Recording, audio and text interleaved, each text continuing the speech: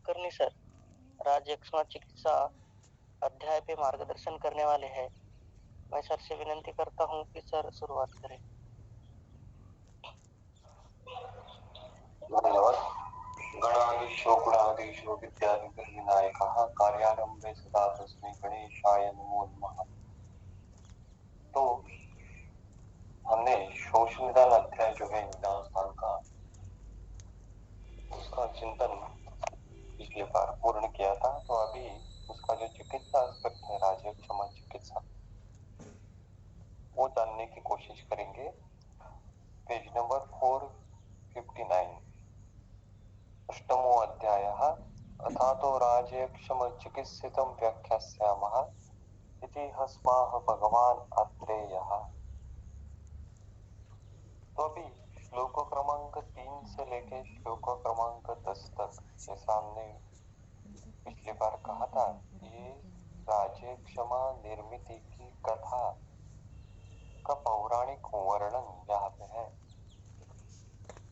तो वो सबसे पहले कथा वर्णन जो है वो समझने की कोशिश करेंगे। उत्पत्ति का उस व्याधि के उत्पत्ति का जो वर्णन आता है या फिर व्याधि के निर्मिति का जो वर्णन आता है, उस संप्राप्ति का वर्णन निदान स्थान में विस्तार से है। ऐसा होते हुए भी जैसा हमने पिछली बार भी विवेचन किया था कि ऐसा होते हुए भी इन कथाओं का वर्णन, इन पौराणिक एस्पेक्ट का वर्णन डिटेल में हमको चिकित्सा स्थान में ही मिलता है। तो चिकित्सा स्थान में ही इन कथाओं को इनकॉर्पोरेट करने का कुछ अलग महत्व है क्या चिकित्सीय दृष्टिकोण से? तो ये भी थोड़ी चिंतन की बात है।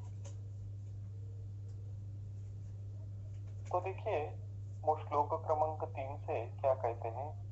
दीपोकसाम कथयताम ऋषिभिः वै श्रुता कथा काम व्यसन संयुक्ता पौराणी शशिनं प्रति रोहिण्याम् अतिसक्तस्य शरीरं न अनुरक्षतः आजगाम अल्पताम इंदुदेहा स्नेह परीक्षया दुहितॄणाम् असंभोगात् शेषाणां च प्रजापतेः क्रोधो निश्वास रूपेण मूर्तिमान् निःसृतो मुखा प्रजापतेः दुहितृ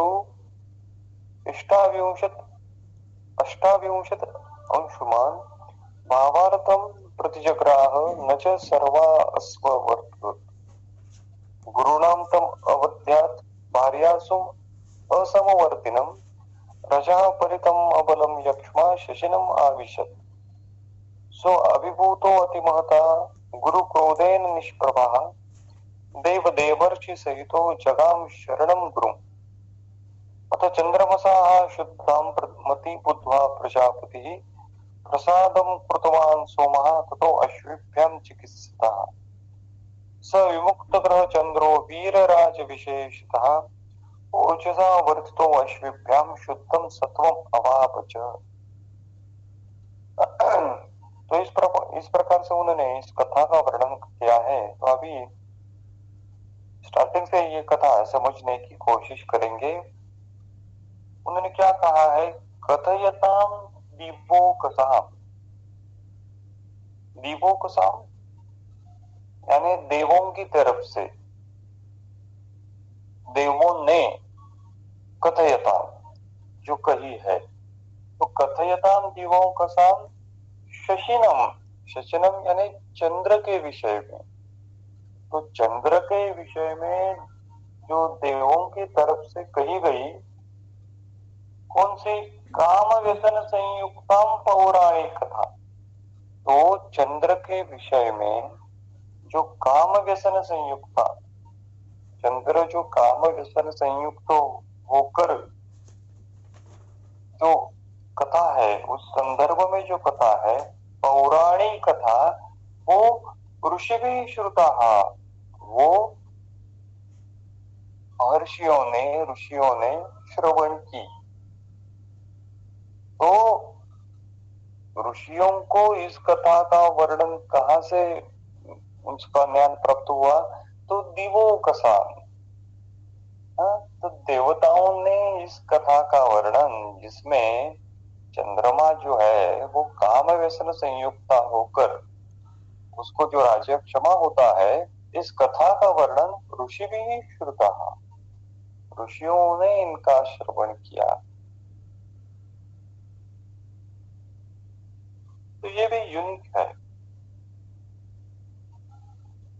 क्या है कि जब हम ज्वर उत्पत्ति की कथा का वर्णन पढ़ते हैं, उसमें उस स्टोरी कहाँ से आई, इस प्रकार का विवेचन वहां पे नहीं है। उसमें डायरेक्टली उन्होंने वर्णन ही शुरू कर दिया है कि शिव समाधि में थे, शिव ध्यान कर रहे थे, और फिर कि शिव की तपस्या भंग हो गई वगैरह वगैरह। लेकिन यहाँ पे राज्य क्षमा के संदर्भ में उन्होंने ये कथा का सोर्स कौन सा है, रेफरेंस कौन सा है, उसका वर्णन उन्होंने किया है। कथयता दिवो कसाम ऋषि भी कथा श्रुता, ऋषियों ने उस कथा का श्रवण किया, उन्होंने सुनी। तो यहाँ पे ऋषि भी ही अनेक वचन है, ऋषियों ने वो सुना। तो ये मन में उत्सुकता या फिर जिज्ञासा उत्पन्न होती है कि ये कथा का श्रवण ऋषियों ने कब किया होगा। इस कथा का वो श्रवण ऋषियों ने आयुर्वेद अवतरण के समय किया होगा क्या? जब भरद्वाज इंद्र के पास गए थे तो इंद्र ने जो उनको आयुर्वेद के मूल सिद्धांत बताए, तो वो सिद्धांत बताते समय इस कथा का उल्लेख आया है क्या? और फिर भरद्वाज ने वो कथा या फिर वो आयुर्वेद के मूल सिद्धांत अन्य ऋषियों को जब दिए, तब इस कथा पे मनन चिंतन हुआ है क्या? ऋषि भी ही श्रुता है। तो दिवो कसाम कथयताम कथा ऋषि भी ही श्रुता। और आगे वो क्या कहते हैं? रोहिण्याम अतिसक्तस्य शरीरम न अनुरक्षत। रोहिण्याम अतिसक्तस्य, रोहिणी से, रोहिणी नाम की जो चंद्र की जो पत्नी है, उससे अतिसक्त से, अति प्रसंग करने से, और साथ में क्या, शरीरम न अनुरक्षत, अति प्रसंग भी कर रहे हैं, अति व्यवहार भी हो रहा है, लेकिन साथ में शरीर की रक्षा नहीं करते समय।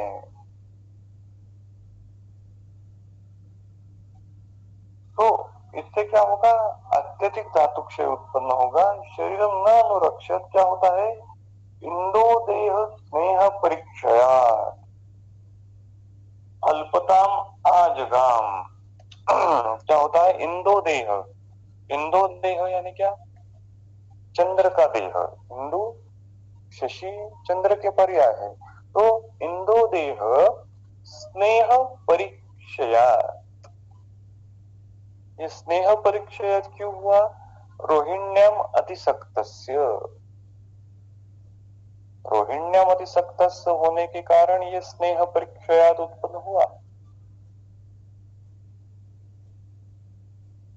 तो जो हमने शोष निदान में धातु क्षय जन्य शोष की जो संप्रप्ति पड़ी है, अत्यधिक शुक्र क्षय से क्या होता है? तो शुक्र क्षय से स्नेह क्षय होता है, और इस स्नेह से फिर रुक्षता बढ़ते हुए अत्यधिक वात का प्रकोप होता है, वो हमने पढ़ा है। तो उसी प्रकार की संप्रप्ति का वर्णन अभी यहाँ पे चल रहा है कि अतिसक्त होने के कारण इंदो देह स्नेह परीक्षया,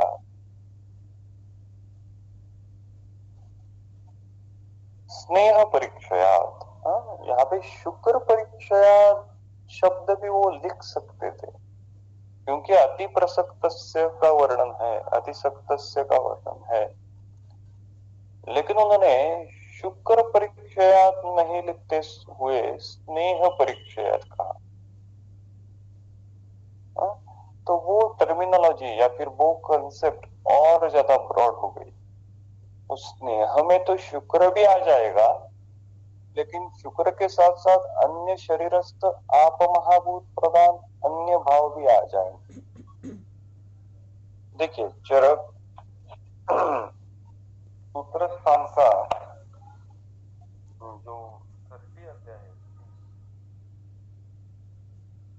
श्लोक क्रमांक 11, पेज नंबर 185, उसमें वो क्या कहते हैं देखिए, अभी यहाँ पे ओज पर ओज अपर ओज इनका वर्णन हृदय के संदर्भ में चल रहा है। उसमें वो कहते हैं यत् शरीर रस स्नेहा प्राणा यत्र प्रतिष्ठितः तत्फला बहुधा वा ता फलन्तीव महाफलः। यत् शरीर रस स्नेहा प्राणा यत्र प्रतिष्ठितः, तो शरीरस्थ जो रस धातु है उसका स्नेह, स्नेह कहने का तात्पर्य उस शरीरस्थ रस धातु का सार ये भी है। तो इस शरीरस्थ रस धातु का सार यानी जो ओज है वो अर्थ वहां पे लेना है, और उसका उसमें क्या है, प्राणा यत्र प्रतिष्ठितः, उस शरीरस्थ रस धातु के स्नेह पे प्राण प्रतिष्ठितः, प्राण डिपेंडेंट है, प्राण वहां पे अन्वय व्यतिरेक संबंध से रहता है। तो इसीलिए स्नेह परिक्षयात कहने का तात्पर्य है, इंदोदेह स्नेह परिक्षयात कहने से वहां पे शुक्र का क्षय तो अपेक्षित ही है, लेकिन शुक्र के साथ साथ शरीरस्थ रस धातु, शरीरस्थ अन्य आप महाभूत प्रधान धातु, शरीरस्थ ओज, इनका भी अभी क्षय होने लगा है। इंदोदेह स्नेह परिक्षया, और इस स्नेह परिक्षय से क्या होता है, आगे उन्होंने क्या लिखा, अल्पताम आजगाम, अल्पताम, अल्पताम यानी क्या, क्षीणता को, आजगाम, आजगाम का अर्थ है प्राप्त। तो इंदोदेह स्नेह परिक्षयात, स्नेह क्षीण होने से, और स्नेह परिचयात क्षीणता को प्राप्त हो गया, अल्पताम आजगाम। और आगे वो वर्णन करते हैं, शेषाणाम द्वितृणाम, द्वितृ यानी पुत्री कन्या, ये दक्ष प्रजापति के संदर्भ से कह रहे हैं। तो दक्ष प्रजापति की जो शेषाणाम द्वित्री है, तो शेषाणाम द्वितृणाम असंभोगात् रोहिण्याम अतिशब्दस्य होने के कारण जो इंदु है, जो शशि है, वो अन्य जो पत्नियां हैं उसकी, या फिर अन्य जो दक्ष प्रजापति की जो पुत्रियां हैं उनसे असंभोगा, उनसे संबंध न रखने के कारण प्रजापते है क्रोधा, तो उन शायद पुत्रियों ने उनका मैरिटल स्टेटस अनसेटिस्फाइड होने के कारण अपने पिताजी को कुछ ग्रीवियंसेस रखे होंगे, और उन ग्रीवियंस के कारण जो चंद्र के श्वशुर है वो क्रोध, प्रजापते क्रोध, तो प्रजापते क्रोध, और वो क्या, निश्वास रूपेण मूर्तिमान मुखात निस्पृतः, तो प्रजापति क्रोधित हो गए और उन प्रजापति का क्रोध जो है वो निश्वास रूपेण, निश्वास स्वरूप से मूर्तिमान मुखात निःसृतः, वो मूर्तिमान स्वरूप जो क्रोध का है वो मुखात निःसृतः, मुख से बाहर निकल पड़ा। तो देखिए कथा किस प्रकार से वर्णित है। एक तो हमको मालूम है कि दक्ष प्रजापति की पुत्रियां 28 है, 28 है। उनका विवाह चंद्र के साथ हुआ है। उसमें से रोहिणी चंद्र को क्या कहते हैं, उनसे चंद्र उनसे अति प्रसन्न होने के कारण दो घटनाएं हुई हैं। अति प्रसन्न के कारण स्नेह परीक्षयात इंदो देह, और इससे वो दुर्बल हो गए हैं। क्षीणताम अल्पताम आजगाम। और साथ में साथ अन्य जो 27 जो चंद्र की पत्नियां हैं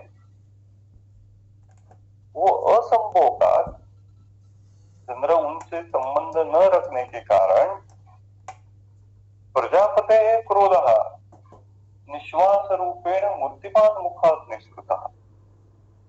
तो प्रजापति क्रोधित होना और उनका क्रोध जो है वो निश्वास रूपेण मूर्तिमान मुखात निःसृतः, और वो मूर्तिमान स्वरूप क्रोध शरीर के बाहर निकला। देखिए तो क्रोधित होना तो ठीक है, वो तो हम सभी होते हैं, लेकिन वो क्रोध मूर्तिमान स्वरूप से शरीर के बाहर निकलना, ये घटना क्या निदर्शक है।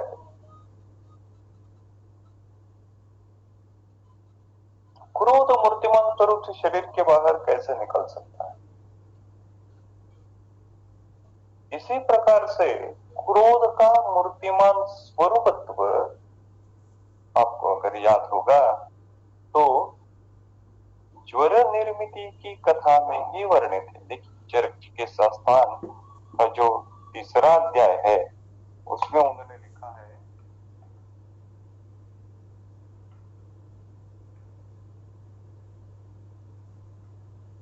ज्वरोत्पत्ति की जो कथा है, पेज नंबर 399, चरक चिकित्सा संस्थान अध्याय 3,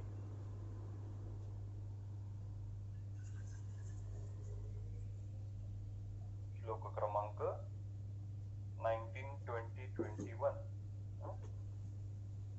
क्या कहते हैं वो, अत उत्तीर्ण वर्तो देवो बुद्ध्वा दक्ष व्यतिक्रमम् रुद्रो रौद्रं पुरस्कृत्य भाव आत्मविदात्मनः दृष्ट्वा ललाटे चक्षुर्वै दग्ध्वा तान् असुरान् प्रभुः बालं क्रोधाग्नि संतप्तम् असृजत् सत्रनाशनम्। क्या हुआ है वो अभी शिव के दृष्ट्वा ललाटे चक्षुर्वै, तो ललाट का जो नेत्र है उस ललाट के नेत्र से वो क्रोध की उत्पत्ति हुई है। अभी जरोत्पत्ति के संदर्भ में जो क्रोध की उत्पत्ति है वो रुद्र के ललाट नेत्र से हुई है। अभी राज्य क्षमा कथा में जो क्रोध की उत्पत्ति हुई है वो किस प्रकार से हुई है, वो प्रजापते है क्रोधः निश्वास मूर्तिमान रूपे, इस प्रकार से उसका वर्णन हमको मिलता है। एक ही घटना है क्रोध, लेकिन एक कथा में उसकी निर्मिति रुद्र के द्वारा होती है और एक कथा में उसकी प्रजापति के द्वारा उसकी निर्मिति होती है। लेकिन ज्वर निर्मिति की कथा में आगे उसका और उस क्रोधाग्नि का वर्णन हमको मिलता है। श्लोक क्रमांक 23 में देखिए वो क्या कहते हैं कि शिवम शिवाय भूतानां स्थितं न्यत्वा कृतांजलिः भिया भस्म प्रहरण त्रिशिरा नवलोचना। ये क्रोधाग्नि जो है, ये क्रोध जो है हाँ, वो त्रिशिरा नवलोचना, वो 3 शीर और नवलोचना, 9 उसको आंखें हैं, 9 आंखें हैं। तो इस प्रकार से उस क्रोधाग्नि का, क्रोध का वर्णन वहां पे किया है। और उसीलिए यहाँ पे मूर्तिमान विश्वास रूपेण, तो ये मूर्तिमान भी किस प्रकार का होगा, शायद वो भी त्रिशिरा नवलोचना इस प्रकार का होगा, क्योंकि वो भी क्रोध है। तो प्रजापते क्रोधः निश्वास रूपेण मूर्तिमान मुखात् निःसृतः।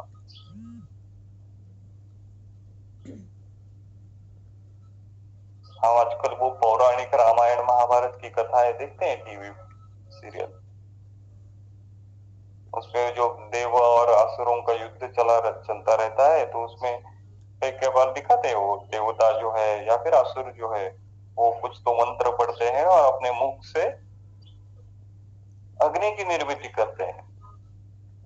तो उस प्रकार से ये होता है क्या, निश्वास रूपेण मूर्तिमान मुखात निःसृतः।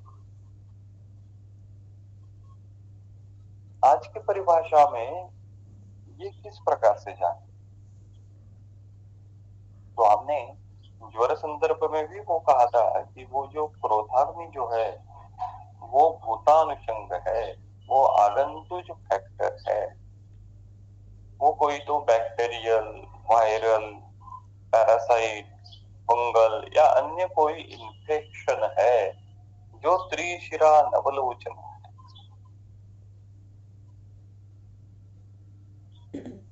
और राजक्षमा के संदर्भ में भी देखिए कि हमने पिछली बार कहा था कि शोष और राजक्षमा एक दूसरे के पर्याय है, लेकिन उनमें थोड़ा सा भेद है, सूक्ष्म भेद है। क्या है, अप्रतिकाराश्च यक्ष्मणा अनुबध्यते, सबसे पहले शोष होता है और उस शोष को आगे जाके भूतानुषंग अगर होता है, आगंतुक अनुबंध अगर होता है, तो उससे यक्ष्मा की निर्मिति होती है।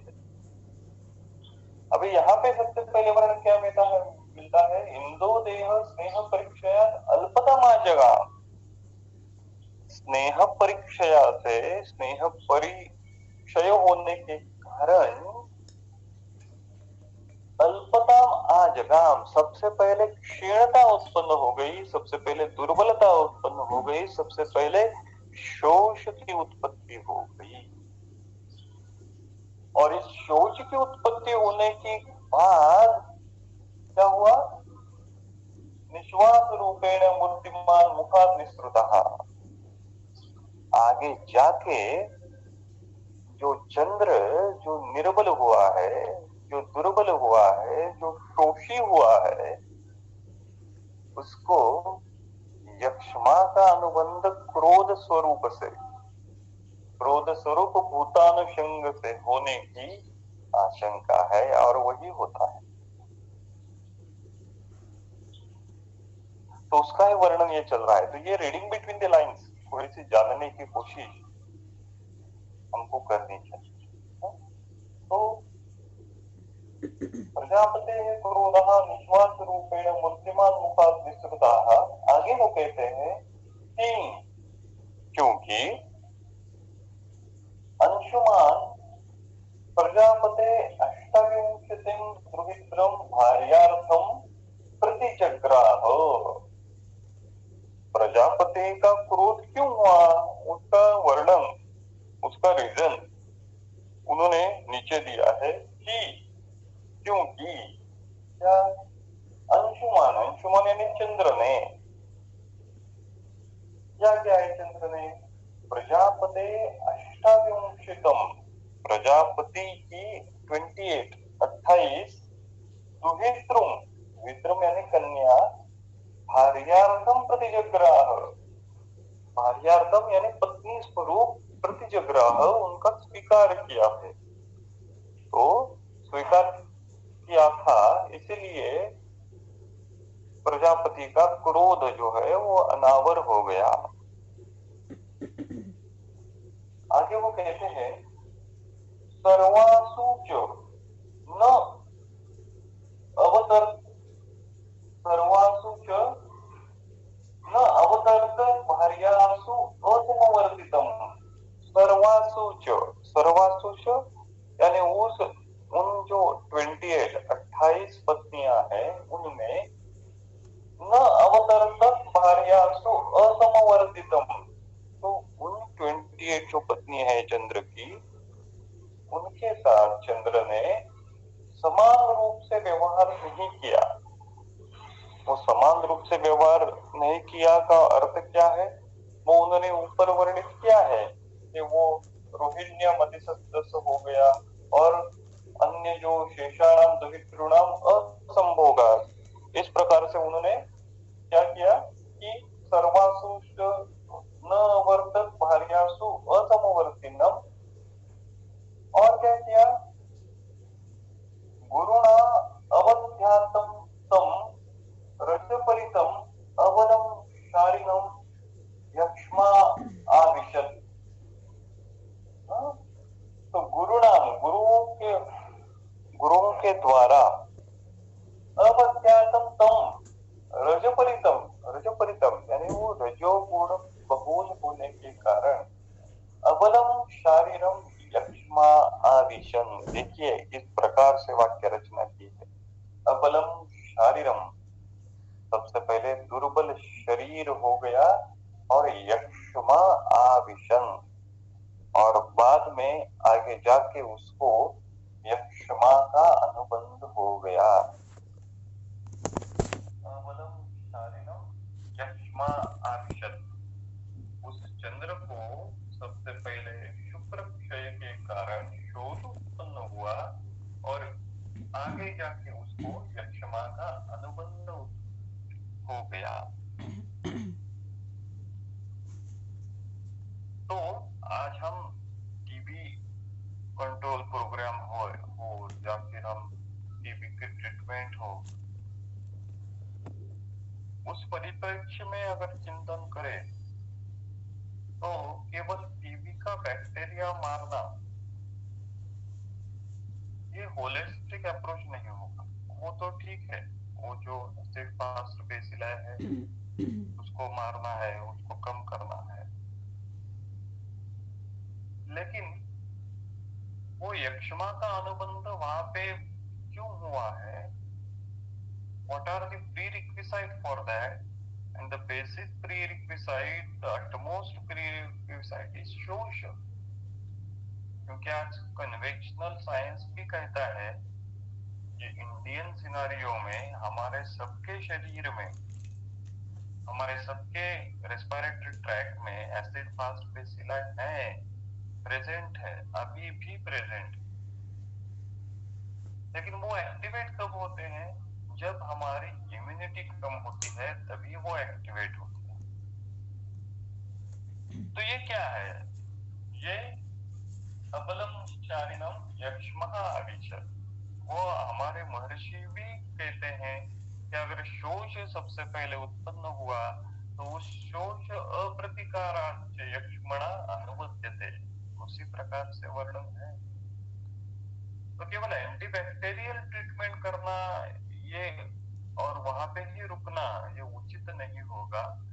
जो शोष है उस शोष की धातु क्षय की भी चिकित्सा करना अपेक्षित है, क्योंकि जो एकेटी की ट्रीटमेंट है अगर वो आयुर्वेदीय रसगुण विभाग से देखा जाए तो अत्यंतिक उष्ण है, अत्यंतिक तीक्ष्ण है। वो एक प्रकार से विष द्रव्य है। तो वो विष का प्रभाव जंतुनाशक है वो तो ठीक है, लेकिन वो शरीर पे शरीरस्थ अन्य जो क्षीण हुए धातु है उस पे और बुरा असर करने वाला है। तो उसके साथ साथ अगर हम शोष की चिकित्सा करते हैं, यक्ष्मा की चिकित्सा करते हैं, तो वो जो धातु क्षय है वो धातु क्षय की चिकित्सा वहां पे आवश्यक है। तो इसी प्रकार उन्होंने कहा कि गुरुणा अवध्यातम तम रजपरितम अबलम शारिणम यक्ष्मा आविशत। आगे उन्होंने लिखा, देखिए श्लोक क्रमांक 8 से,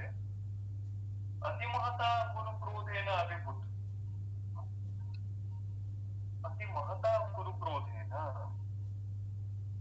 तो अपने जो पुत्रियां हैं वो उन पुत्रियों से असमान वर्तन के करने के कारण वो प्रजापति क्रोध स्वरूप हो गए और उन्होंने क्रोध स्वरूप मूर्तिमान भाव घटित की निर्मित की।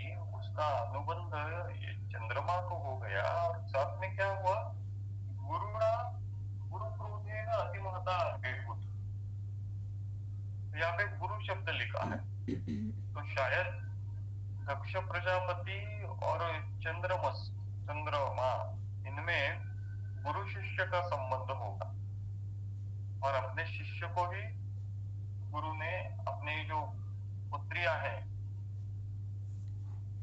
उनका विवाह अपने शिष्य चंद्र के साथ किया होगा। लेकिन अभी क्या हुआ है, अतिमहता गुरु क्रोध है ना, अभिभूत होना यानी पराभूत होना, तो अतिमहता गुरु क्रोध है ना अभिभूत, और वो कैसा है, निष्प्रभसा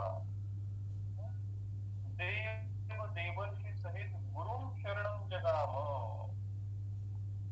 तो वो निष्प्रभ हुआ चंद्र जो है उसका भी पश्चात बुद्धि हो गई, वो देव देवर्षि के साथ गुरु शरणम जगाम, जगाम यानी जाना, गुरु शरणम जगाम, गुरु शरणम यानी क्या, प्रजापति शरणम, चंद्र के परिप्रेक्ष्य में गुरु प्रजापति है, तो गुरु शरणम जगाम। आगे वो लिखते हैं, अथ इसके बाद प्रजापति चंद्रमत शुद्धम मतिम बुद्ध्वा, देखिए इस प्रकार का वर्णन है, प्रजापति ने चंद्रमत शुद्धम मतिम बुद्ध्वा, अभी प्रजापति ने जाना कि चंद्र की बुद्धि जो है, चंद्र का मन जो है वो सात्विक हुआ है, ये जानकर, ये लिखने का, ये कहने का क्या तात्पर्य है, ऐसा भी डायरेक्टली वो कह सकते थे कि चंद्रमा को पश्चात बुद्धि हो गई और वो पश्चात बुद्धि होने के बाद प्रजापति के शरण में गया और प्रजापति ने उनकी चिकित्सा का मार्ग बताया, वो कह सकते थे, उन्होंने ऐसा नहीं लिखा, उन्होंने क्या लिखा, चंद्रमता शुद्धाम मतिम बुद्ध्वा, ये शुद्धाम मति होना ये भी आवश्यक है, जो चंद्र काम व्यसन संयुक्ता होता था, अति काम से पीड़ित होता था, इसके कारण उसको स्नेह परिचयात हो गया, वो अभी किस प्रकार का हुआ है, शुद्धाम मति बुद्ध्वा। चिकित्सा का एक पर्याय प्रायश्चित्त भी है, तो जब हम पढ़ते थे प्रायश्चित्त चिकित्सा, अरे आपको लगता है ये क्या है प्रायश्चित्त, प्रायश्चित्त चिकित्सा का पर्याय किस प्रकार से हो सकता है, तो ये शुद्धाम मतिम बुद्ध्वा, और ये तो अपने आप हो गई ना, ये चंद्रमा तो किसी ने कहा नहीं कि बेटा आप प्रायश्चित्त कर लो, नहीं, उसने खुद ने इंट्रोस्पेक्शन किया, सिंहावलोकन किया और उसने अपने जाना कि नहीं नहीं मुझसे बहुत बड़ी गलती हुई है, और उस गलती को अगर मुझको रेक्टिफाई करना है तो जो रजो और तमो से पीड़ित मेरा सत्व है, मेरा मन जो है, उसकी चिकित्सा करना सबसे पहले आवश्यक है, शुद्ध भाव उत्पन्न करना आवश्यक है, तो गलती का एहसास होना ये एक बात है, और उस गलती से बाहर निकलने के लिए प्रयत्न करना है, ये दूसरी बात है। तो रुग्ण को भी देखिए व्यवहारिक दृष्टिकोण से, लौकिक दृष्टिकोण से रुग्ण हेतु सेवन करते हैं, रुग्ण को मालूम नहीं रहता है क्या कि ये जो है ये मुझको प्रॉब्लमेटिक है, ये मुझसे दोष प्रकोप करेगा, दोपहर में सोना नहीं है, ये शरीर के लिए हानिकारक है। ये रुग्ण जानता नहीं है क्या, डायरेक्टली इनडायरेक्टली जानता है। अब व्यायाम करना है, ये हेतु है या नहीं, ये रुग्ण जानता है, उसको तो कितना बड़ी मार हुआ है। व्यायाम करना चाहिए, रात को जल्दी खाना चाहिए, हितकारक ही खाना चाहिए, मित भूख। लेकिन फिर भी आचार रसायन का इतना भड़ीमार होते हुए भी क्या होता है, रुग्ण हेतु सेवन करते ही जाता है, करते ही जाता है। वो क्यों करते जाता है, उसमें इच्छा क्यों उत्पन्न होती है? इच्छा इसलिए उत्पन्न होती है, जिसको नाम हमने प्रज्ञापराध ऐसा लिखा, लेकिन वो प्रज्ञापराधी रुग्ण क्यों करता है? क्योंकि उसके रुग्ण में वो इच्छाओं का जनन रजो और तम से अभिभूत हुए मन के कारण है।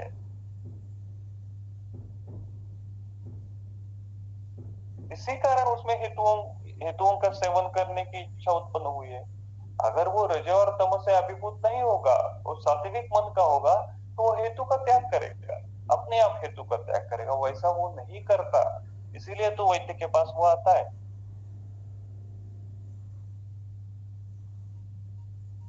और फिर वैद्य उसको बताता है, उत्तिष्ठ जागृत प्राप्य वरा निबोधत, जैसा स्वामी विवेकानंद जी ने कहा कि नहीं नहीं, ये आपसे गलती हो रही है। हाँ, अपना आलस निकाल दो और रोज व्यायाम करो, रोज सूर्य नमस्कार डालो, रोज ये जो बातें हैं जो आपके शरीर में दोष बढ़ाने वाली, ये वो जानता है, लेकिन उसको इसकी अनुभूति, इसको प्रचिति ला के देना ये वैद्य का काम है। इसलिए वो प्रायश्चित है। जो अभी तक अव्यायाम करता है, अव्यायाम में रहता है, उसको व्यायाम करवाना ये भी एक प्रकार का प्रायश्चित ही है। हाँ, उसको प्रायश्चित जैसा ही लगता है ना, कि अभी तक मैंने व्यायाम नहीं किया, अभी मैं व्यायाम कर रहा हूँ, अभी मैं रोज चल रहा हूँ, रोज सूर्य नमस्कार डाल रहा हूँ, ये मेरा प्रायश्चित है।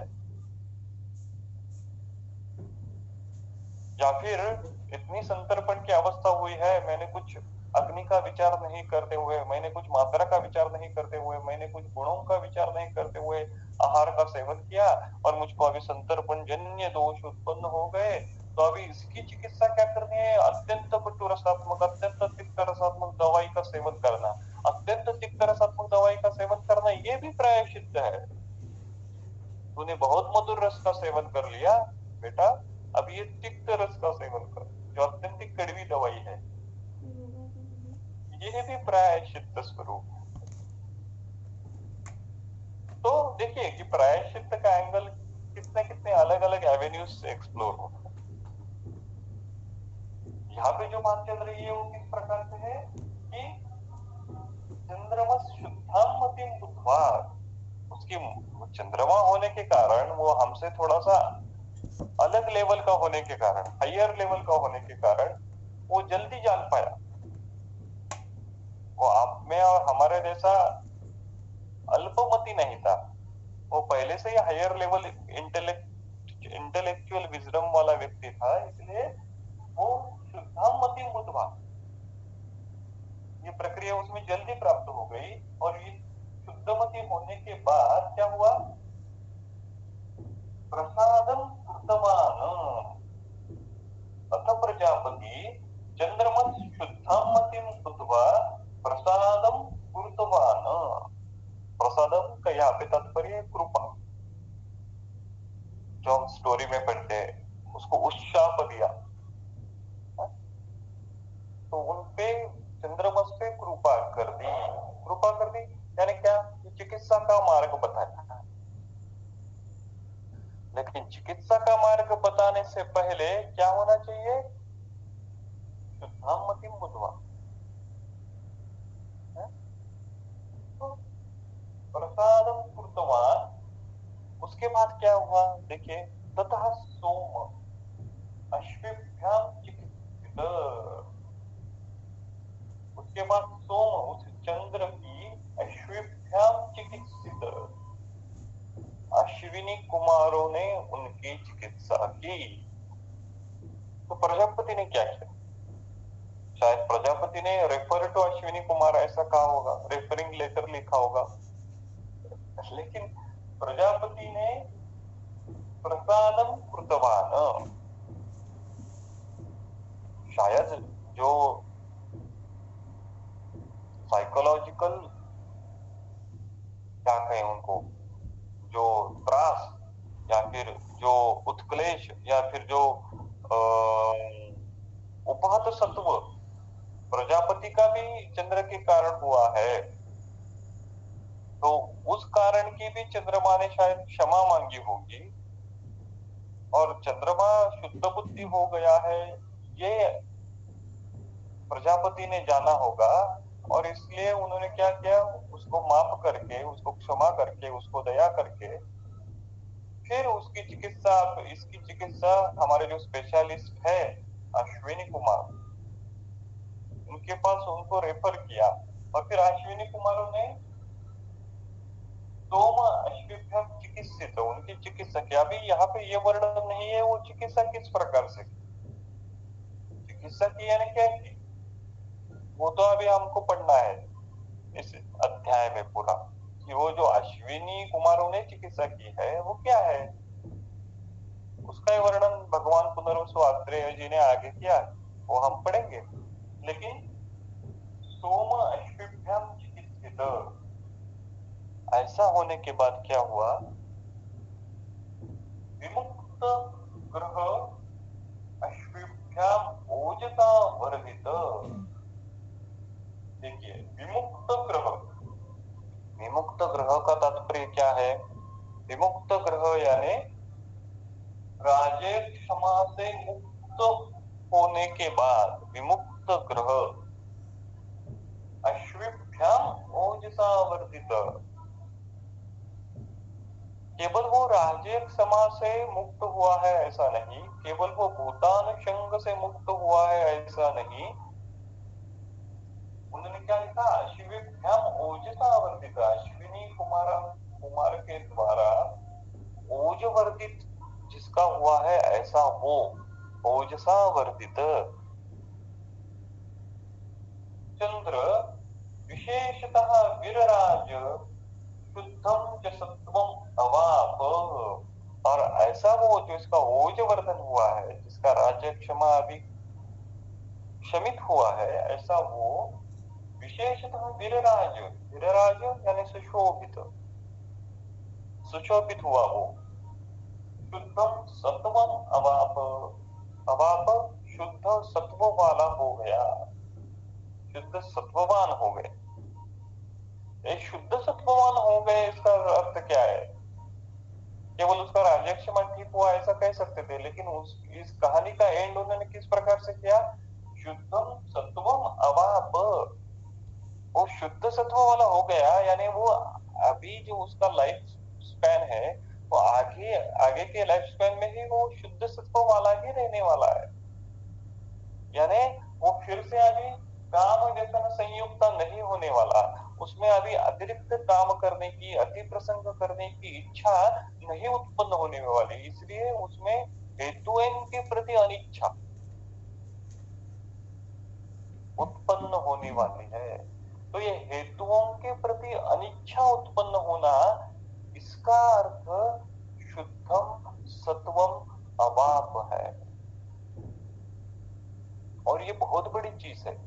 चिकित्सा कब तक करनी है, तो शुद्धम सत्वम अवापम, हमारे रुग्ण को हेतुओं के प्रति अनिच्छा उत्पन्न होने तक। कुछ रुग्ण हो रहते, देखिए सात्विक रुग्ण रहते, नहीं डॉक्टर साहब आपने जब कहा है ना, तो अब अभी मुझको कुछ सिम्टम भी नहीं है, अभी मैं लाक्षणिक रूप से ठीक हूँ, मेरे अभी बायोमार्कर्स भी नॉर्मल है, लेकिन फिर भी मैं अभी वही दिनचर्या जैसा आपने कहा था उस प्रकार से कर रहा हूँ। ये क्या है, ये शुद्धम सत्वम अवापम की तरफ मार्गक्रमण है। तो वो राज्यक्षमा चिकित्सा में उन्होंने कहा कि शुद्धम सत्वम अवापम, लेकिन उसका एप्लीकेशन अपने हर एक रुग्ण में होता है, केवल उन्माद और अपस्मार में नहीं, लेकिन हर एक व्याधि में हेतुओं के कारण जो दोष प्रकोप है उसके अगर चिकित्सा करनी है तो उसका फाइनल डेस्टिनेशन, उसका अंतिमतः, उसका क्या कहें, उसका टर्मिनल स्टेशन वो हेतु सेवन की इच्छा उत्पन्न न होना, ये होना चाहिए। ये बहुत बड़ी बात है, ये साधारण बात नहीं है कि हेतु की इच्छा ही नहीं उत्पन्न होगा। डायबिटीज का रुग्ण है कन्वेंशनल प्रैक्टिस में, डायबिटीज तो आयुर्वेद के दृष्टिकोण से अलग व्याधि होगा, लेकिन डायबिटीज का रुग्ण है तो उसको मधुर सेवन की कितनी इच्छा होती ही है, लेकिन अपेक्षा क्या है, शुद्धम सत्वम अवाप, हेतुओं के प्रति इच्छा, हेतु सेवन के प्रति इच्छा नहीं उत्पन्न हो। तो इस प्रकार से उन्होंने इस कहानी का यहाँ पे वर्णन किया है। तो देखिए, अगर ये कहानी हम पढ़े, उसका अध्ययन करें, तो कौन से विषय हमारे सामने आते हैं। तो सबसे पहली बात तो हमको पता चलता है कि चंद्र और प्रजापति की 28 कन्याएं, जिनमें एक रोहिणी भी है। तो इससे हम क्या समझ सकते हैं कि हमको मालूम है कि 28 नक्षत्र होते हैं और उस 28 नक्षत्र में से एक रोहिणी नाम का नक्षत्र है। तो चंद्र रोहिण्याम अति प्रसक्त से कहने का तात्पर्य, ये चंद्र ग्रह और रोहिणी नक्षत्र, इनके संबंध से कुछ वर्णन है क्या? अति प्रसक्त से। रोहिणी नक्षत्र चंद्र के ज्यादा नजदीक रहता हो, ऐसा होता क्या, ऐसा होता हुआ है क्या? तो ये जो वर्णन है चंद्र और 28 नक्षत्र,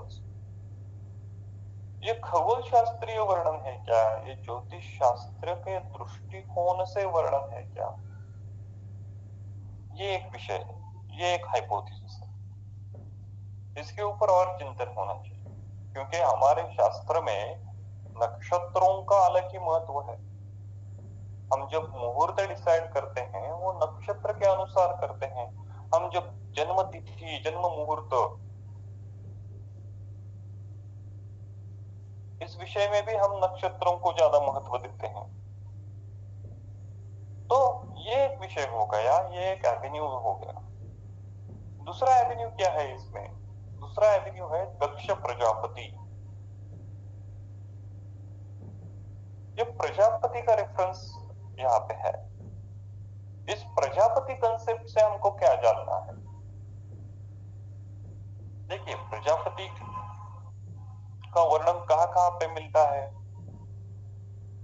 आयुर्वेद अवतरण में भी प्रजापति का वर्णन है कि ब्रह्मा ने जो आयुर्वेद है वो किसको दिया? प्रजापति को। फिर ज्वर निर्मिति की कथा में भी प्रजापति है। प्रजापति ने क्या किया वहां पे? रुद्र भाग जो है वो रुद्र भाग नहीं दिया, जिसके कारण शिव क्रोधित हो गया और उसने प्रजापति के यज्ञ का विध्वंस किया, सत्रनाशनम।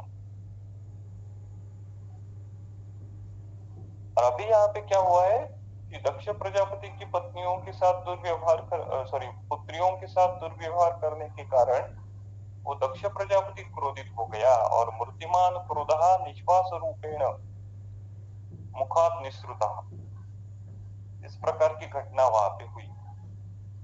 तो ये दक्ष प्रजापति जो है वो बार बार आ रहे हैं पौराणिक कथाओं के संदर्भ में।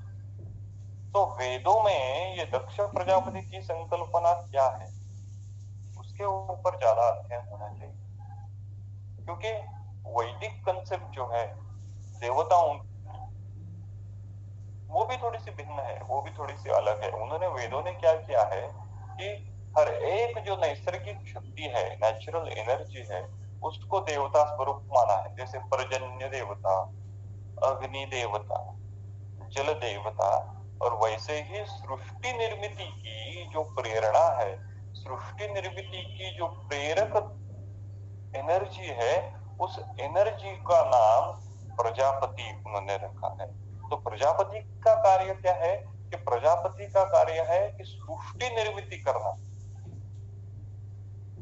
सृष्टि में जो भौतिक, ऑर्गेनिक और इनऑर्गेनिक, इन प्रकार के सभी प्रकार के जीवों की और इन निर्जीव सृष्टि की निर्मित करना, ये प्रजापति का कार्य है। ये प्रजापति की नियत उनका कर्तव्य है, या फिर उस निर्मित के पीछे की जो एनर्जी है वो प्रजापति है।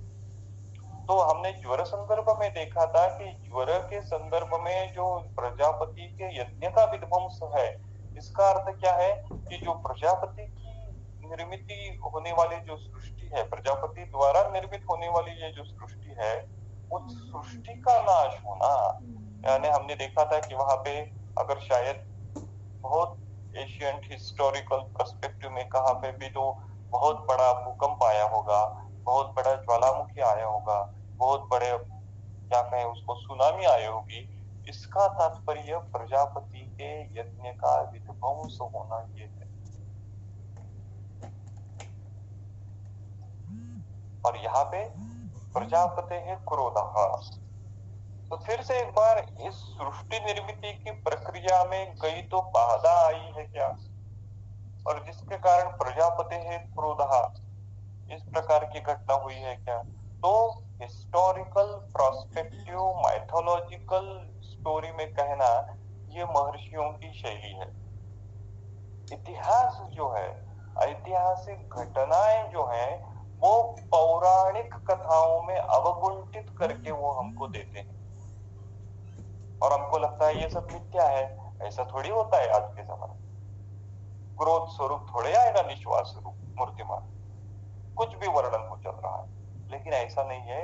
ऐतिहासिक घटनाएं पौराणिक कैप्सूल में डाल के वो हमको देते, वो कैप्सूल हटा के वो अंदर जो सत्य, ऐतिहासिक सत्य है, उसको जानने की कोशिश करना, उस पर चिंतन करना, ये हमारा आज के जमाने का कर्तव्य है।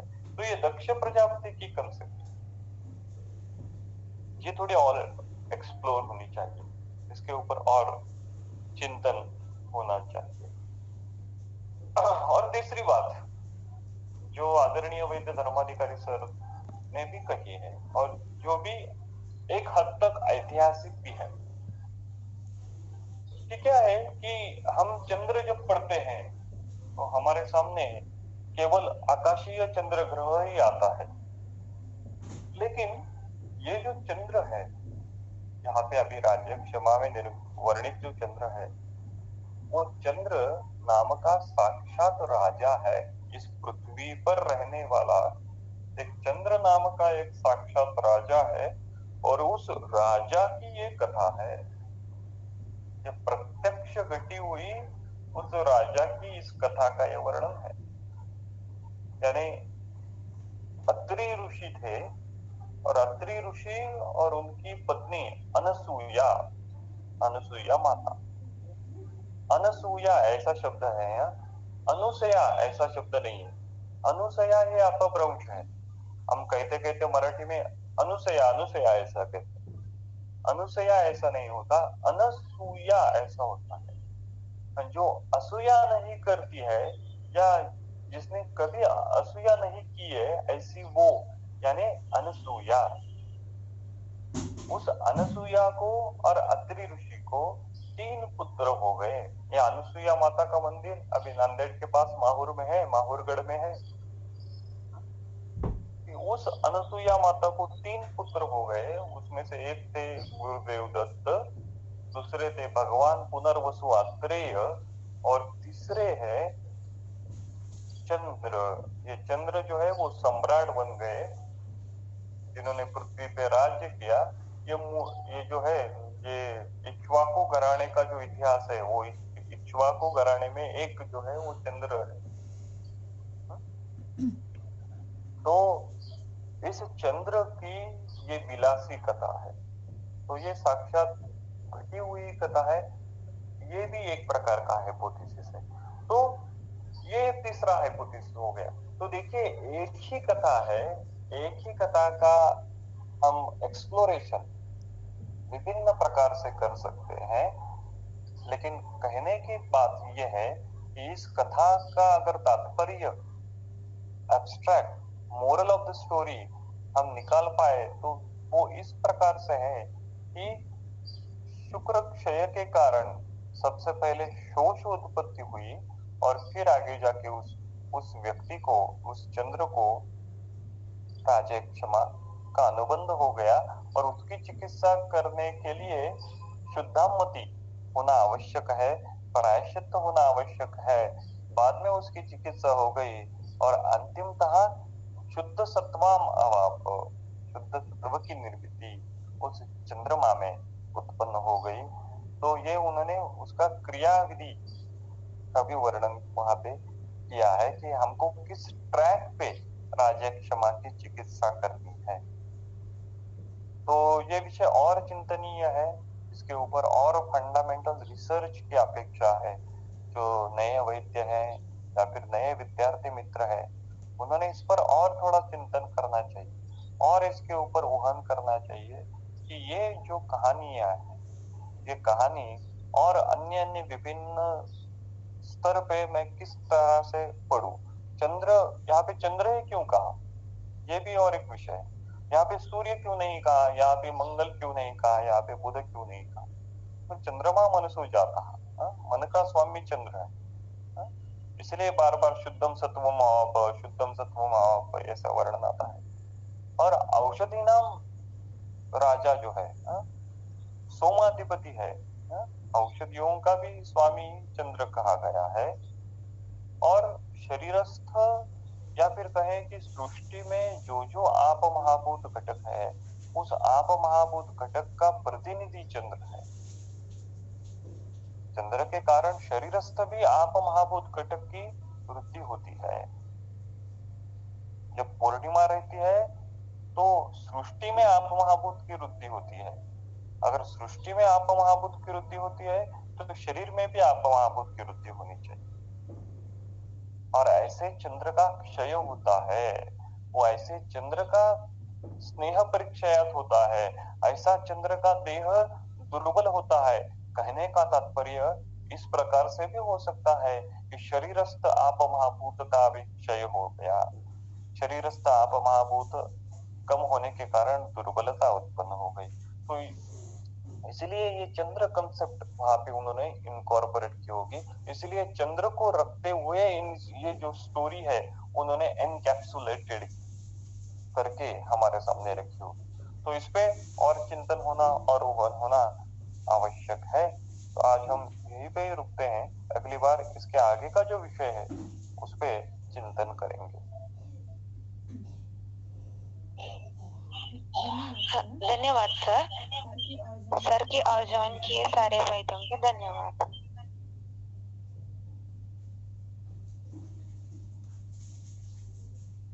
This conference is no longer being recorded.